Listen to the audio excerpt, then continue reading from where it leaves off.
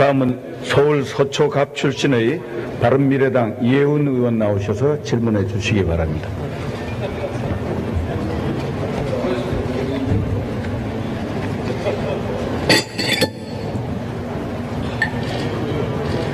감사합니다.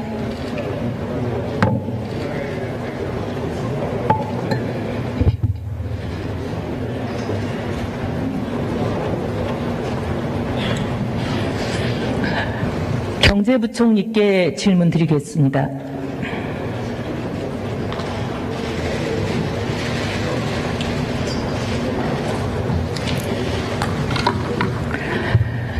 사상 초유의 초대형 대외학제들이 줄줄이 있죠. 네. 아무래도 우리 경제에 좀 영향을 미치지 않겠어요? 네. 말씀해 보십시오.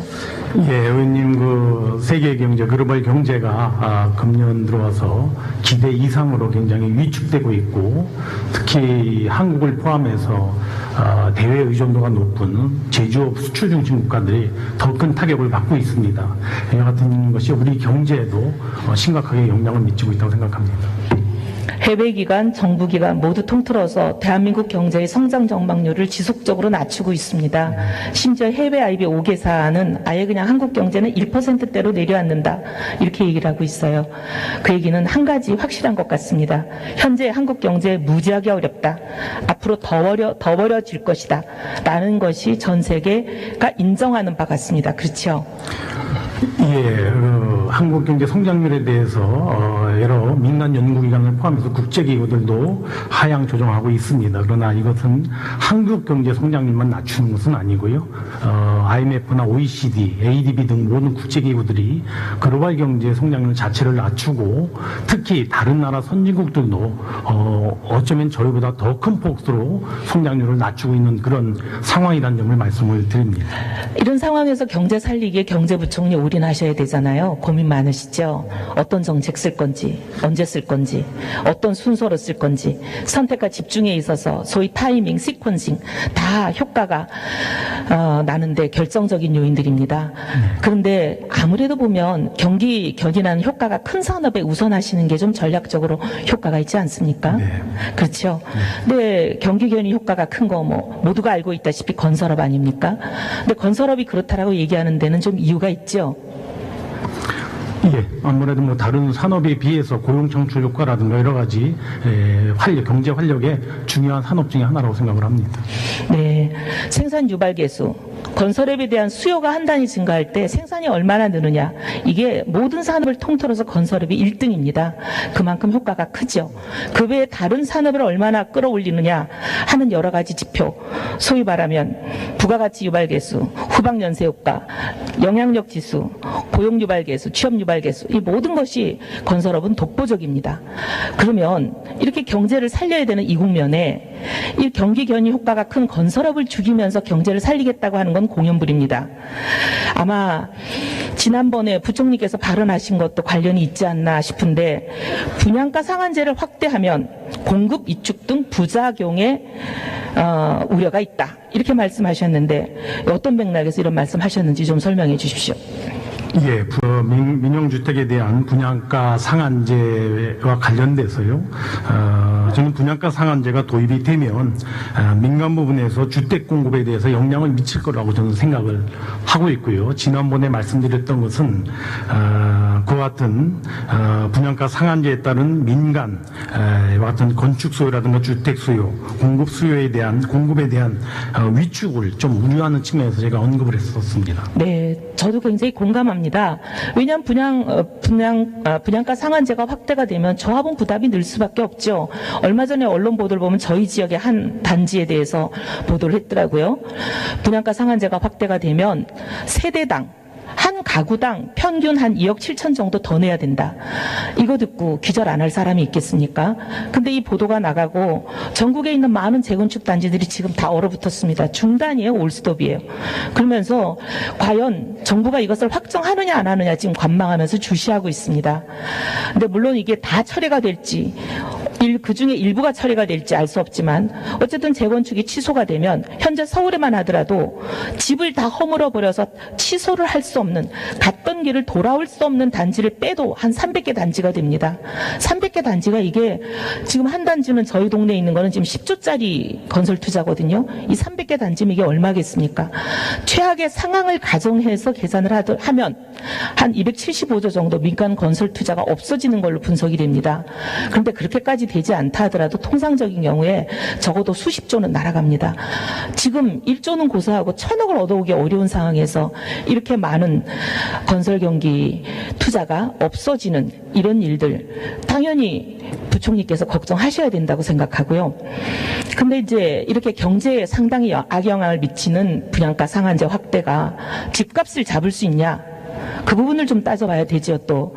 근데 수천 년 인류 역사를 통해서 시장 원리, 우리가 확인한 것들이 있지 않습니까? 공급이 줄면 가격이 뛴다. 공급이 늘면 가격이 내린다. 이거 시장 원리 아닙니까? 네. 맞죠? 예. 지금 보면은 지난 40년 우리 부동산 시장을 보면 한 가지 확실합니다. 공급과 가격은 정반대로 움직입니다. 공급이 줄면 값은 뜁니다. 공급이 늘면 값은 내립니다. 이게 확실하고요. 다음 40년 동안 이게 우리 집값을 보여주는 그래프입니다. 주목할 만한 곳이 세 군데가 있어요. 첫 번째, 집값이 굉장히 안정돼 있습니다. 저거 언제냐? 노태우 때 200만 원 물량 공급했을 때예요. 그때 당시 주택이 700만 원 정도밖에 안 되는 상태에서 200만 원이 얼마나 어마어마한 물량 공급입니까? 그러니 저렇게 집값이 안정이 되지요. 두 번째 동그라미, 가파르게 오르는 두 군데가 보입니다. 첫 번째 노무현 정부 시절입니다. 두 번째 문재인 정부 출범하고입니다. 왜 노무현 정부 때 저렇게 올랐냐? 분양가 상한제 이미 없어졌던 것을 노무현 정부 들어와서 부활시켰습니다. 그것도 모자라서 확대까지 시켰어요. 그랬더니 2005년에 분양가 상한제 부활하고 난 2006년 대한민국 건국 이래 최고로 집값이 오른 해가 저때입니다. 분양가 상한제는 공급을 위축시키기 때문에 부총리가 우려하신 대로 집값을 올릴 수밖에 없는 그런 제도입니다. 2007년 분양가 상한제에 대해서 다시 한번 좀 자세히 보겠습니다. 다음. 저게요. 분양가 상한제가 확대되고 나서 공급 물량이 4분의 1이 줄은 거예요. 4분의 1이 24.3%. 분양권만 규제를 했는데 문제는 분양 물량만 줄어든 것이 아니라 분양 물량 줄어든 것보다 더 많은 총 공급 물량이 더 줄어들었습니다. 이것은 부동산 시장이라는 건 연결이 돼 있어서 분양권의 규제를 한다고 해서 거기만 끝나는 것이 아니라 다른 시장까지 영향을 미치고 확대된다는 걸 보여주는 겁니다. 이게 뭘 의미하느냐? 분양가 상한제 확대하면 이런 일이 일어난다는 거죠. 다음. 이거는 우리 역사 속에서 분양가 상한제가 폐지도 되고 부활도 되고 완화도 되고 강화도 되고 수없는 번복을 거듭했습니다. 한 가지 분명한 것은 분양가 상한제가 강화되면 공급은 어김없이 줄었다. 그리고 집값은 어김없이 올랐다. 그걸 보여주는 겁니다. 다음. 이건 뭔 얘기하냐면 시장 이기는 장사 없다. 어떤 정부도 시장을 이긴 적이 없다는 걸 보여줍니다. 그럼 과거에 저랬으면 지금 어떠냐? 지금은 발표만 했고 시작도 안 했는데 벌써 집값이 뛰었습니다. 어디서 뛰었냐? 재건축이 어려워질 걸로 보이니까 새 집에 살고 싶어하는 수요들이 어디로 가느냐? 최근에 진 새 아파트로 다 몰렸습니다. 반포의 A단지 발표되고 나자마자 1억 8천이 올랐습니다. 그 다음에 개포의 R단지 2억 3,300이 올랐습니다. 지금 이런 상황입니다. 경제는 잡고 집값은 못 잡는 분양가 상한제가 사람도 잡습니다. 지금 재건축 때문에 십수년씩 고생한 조합원들에게 아까 말씀드린 대로 수억 원의 추가 부담금을 더 안기고 있습니다. 근데 반면에 현금 부자들은 그냥 그 자리에서 분양만 받으면 집값이 뛰어서 시세 차익으로 5, 6억씩 대박 로또를 가져가고 있는 이런 상황입니다. 최근에 지난주죠. 삼성동의 R단지 그리고 내일 있을 역삼동의 C단지 사실 상황은 마찬가지입니다. 10,000명 이상 몰렸어요. 115대 1입니다. 근데 왜 이렇게 몰립니까? 주변 시세보다 싸게 분양가를 해놓으니까 분양 받기만 하면 그냥 5, 6억을 앉아서 버는데 안 몰리겠습니까? 근데 더 문제가 여기 있어요. 중도금 대출이 지금 불가한 상황입니다. 여기. 그래서 잔금 빼고 계약금하고 중도금만 하더라도 12억 13억을 현금으로 가지고 있는 사람만 청약에 뛰어들 수가 있어요. 대한민국 상위 0.01% 현금 부자들에게만 이 대박 로또를 안겨주는 것이 지금 문재인 정부가 하고 있는 정책입니다. 이렇게 걱정스러운 분양권 상한제, 현재 스케줄대로라면 부총리께서는 1단계는 언제 마무리, 2단계는 언제 마무리로 예상하십니까? 네, 의원님 지금 말씀 쭉 설명을 주셨는데요. 정부가 저는 경제 전체에 대해서 정책을 총괄하고 있지만 또 부동산 정책만 놓고 본다면 정부로서는 부동산이 과열되는 것 그리고 비정상적으로 시장이 이루어지는 것에 대해서는 결코 그냥 좌시하지 않을 것입니다. 그런 의미에서 이제까지 지난 9.13 조치 이후에 부동산 시장이 굉장히 안정돼 왔습니다만은 최근에 들어와서 굉장히 강남 중심으로 재건축 중심으로 굉장히 그런 양상을 좀 보이고 있습니다. 그래서 이에 대해서 정부가 부동산 분양가 상한제 문제가 제기됐던 것이고요.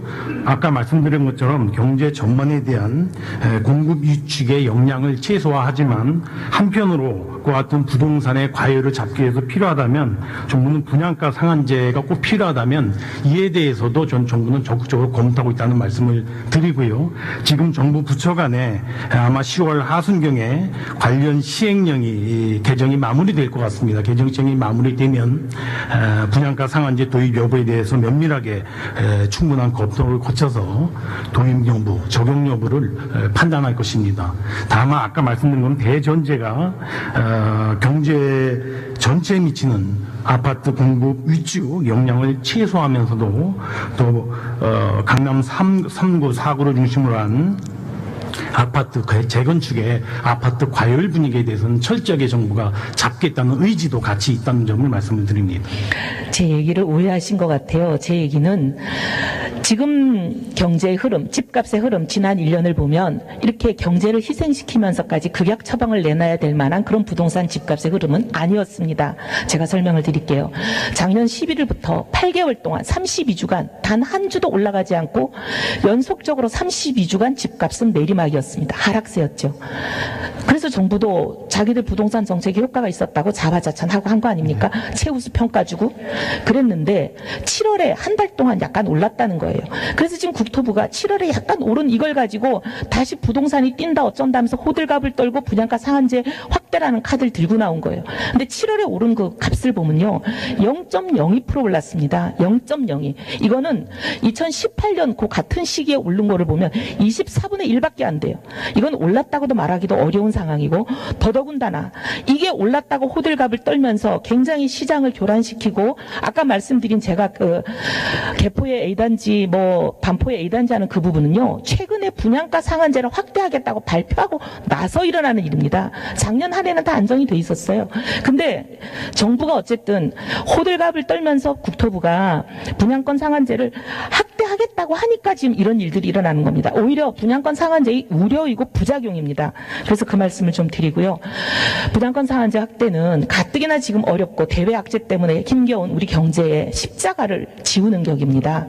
그래서 저는 오히려 부총리께 부탁을 드리고 싶은 것은 시행령이 개정이 된다 하더라도 설사 1단계가 개정이 된다 하더라도 지금 당장 이 극약 처방을 써서 경제를 희생시키는 분양가 상한제 확대를 밀어붙이기보다는 경제가 안정되기 전에는 그걸 작동시키지 않겠다.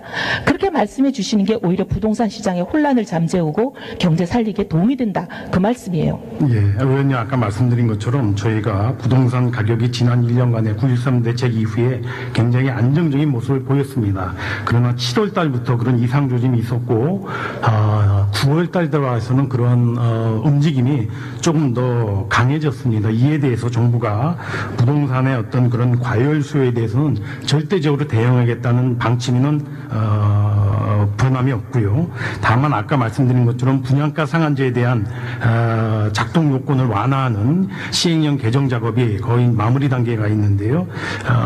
이 제도를 제도화하면서 시장에 있어서의 아파트 공급 위축을 가능한 한 최소화하면서 할 수 있는 방안이 있는지에 대해서도 같이 관계부처 간에 협의가 진행되어 있다는 점을 말씀드립니다. 네, 부총리 역할을 굉장히 기대하고 있습니다. 전 국민이 그리고 부동산 시장의 전체가 부총리에게 분양가에만 희망을 걸고 있는 이유가 말씀하신 대로 공급이 위축되기 때문에 분양가 상한제 한다고 8월 달에 발표하니까 9월 달 시장이 뛰는 거잖아요. 7월 달까지는 사실 그건 안정적이라고 봐야 되는 시장인데요.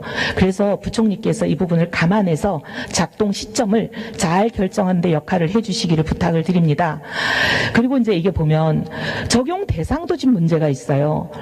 관리처분 계획 인가가 끝난 단지, 그리고 집을 허물어 버려서 이제 취소도 못하는 단지들이 다 포함이 되어 있습니다. 잘 아시지만 관리처분 계획에는 조합원 분양가는 얼마, 일반인 분양가는 얼마, 이게 다 담겨 있습니다. 이걸 정부가 공식적인 행정행위로 인가를 해줬다는 것은 그건 확정이 된 거나 마찬가지입니다. 그래서 조합원들의 부담이 확정된 상태인데 이제 와가지고 그 정부의 계획을 믿고 따라갔던 조합원들에게 70%로 후려치겠다. 그럼 나머지 30%는 너희들이 더 내서 메꿔라. 그래서 지금 수억이나 더 내야 되는 상황이 생기니까 잠 못 자는 거 아닙니까? 그래서 이런 부분들은 날벼락입니다. 2008년에 헌재가 판시한 판결문에도 보면 내용이 나와 있어요. 관리처분 계획이 인가 고시된 단지의 조합원의 분양권은 이거는 헌법상 보장이 돼야 되는 기본권인 재산권에 해당한다. 그래서 정부가 보호해야 된다고 분명히 판시가 돼 있어요. 그래서 이 경우에는 이렇게 사실상의 소급에 해당하는 재산권 침해 이런 일들이 없도록 우리 부총리께서 역할을 다해 주십사 하시는 말씀을 드리는 거예요. 의원님, 근데 제가 지금 알고 있는 대법 판례하고는 좀 정반대의 지금 사례를 제가 주장하세요. 보내드릴게요. 아니요, 그건 결과하고 내용의 판시하고는 다릅니다. 예, 그럼 네. 제가 알기로는 지금 의원님이 말씀하신 것처럼 그거는 판례가 의무주택, 구성되어 있지 않습니다. 그거는 의무주택 10%에 대해서 얘기를 하는 그 부분인데 그건 제가 얘기가 길어지니까 따로 자료를 보내드릴게요. 그 다음에 보면 또 이제 적용 대상에 있어서 조정이 필요한 부분이 있습니다. 정부의 공식적인 명분은 집값을 잡겠다는 거죠. 그런데 워낙 소규모라 태평양의 물 한 바가지 격으로 전체 물량에는 티도 안 나는 작은 단지들이 있어요. 근데 이런 단지들까지 여기다가 끼워 넣어가지고 분양가 상한제를 한다는 것보다는 이 소규모 단지들은 제외하는 것이 합리적이라고 보는데 어떠셔요? 네, 의원님, 그는 저희가 아까 시행령을 개정을 하면서 큰 원칙을 시행령에 정했고, 구체적으로 어느 대상으로 언제 할지 그 대상 지역과 시기에 대해서는 부처 간의 협의를 조속히 해서 정부 내부에 일치된 의견을 마련할 것입니다. 네, 부총리 믿고 있겠습니다. 네, 퇴장하십시오.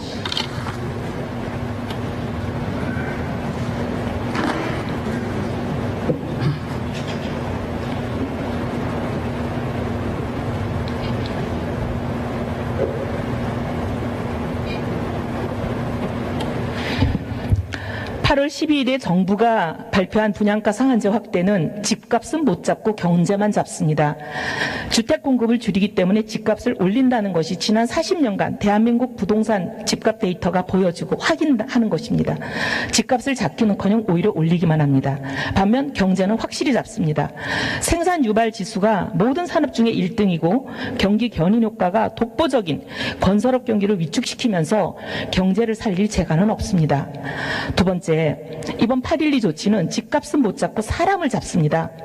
재건축을 하느라 10수년씩 고생한 조합원들에게는 세대당 수억 원씩의 추가 부담을 안깁니다. 사람 잡습니다. 그런데 재건축에 1도 고생 안 한 현금 부자들, 대한민국 상위 0.01%에 해당하는 사람들에게는 앉아서 5, 6억씩 대박 로또를 안겨주는 그런 제도입니다.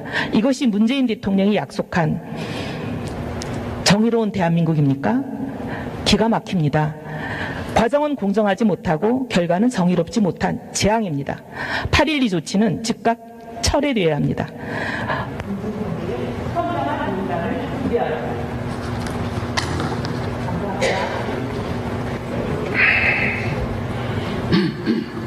예, 이혜훈 의원 수고하셨습니다.